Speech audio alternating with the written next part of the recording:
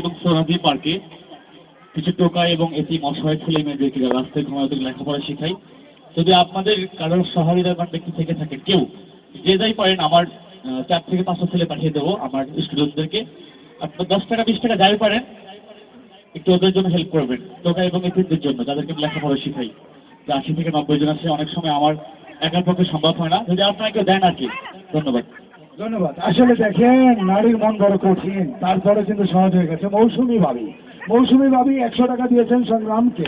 মৌসুমী ভাবির জন্য একটি করতালি। ভাবিদের জন্য শুভেচ্ছা। ভাবি, আমি দোয়া করি, আর বিশেষ করে যদি আপনার ছোট বোন থাকে, আমি তো আছি।